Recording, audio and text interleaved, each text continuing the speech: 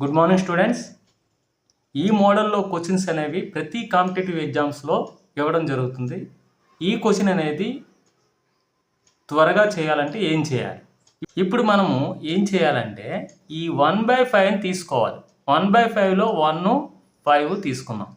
ఇప్పుడు మనకి ఇక్కడ ఇది విడిచిపెట్టేయండి, ఈ 1+ అనేది, ఈ 1 కూడా విడిచిపెట్టండి.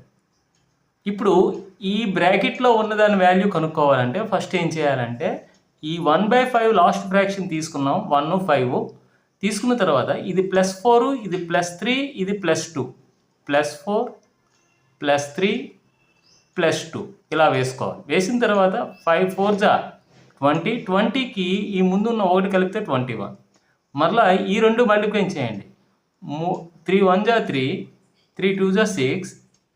ఈ మల్టిప్లై చేసిన తర్వాత ముందున్న 5ని యాడ్ చేయండి. అప్పుడు ఎంత వస్తుంది? 68 వస్తుంది.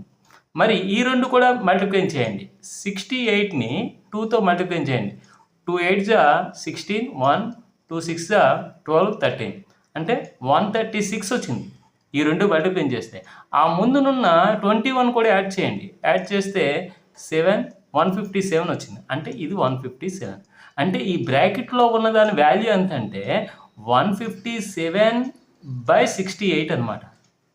ఇప్పుడు మనం ఏం చేయాలి?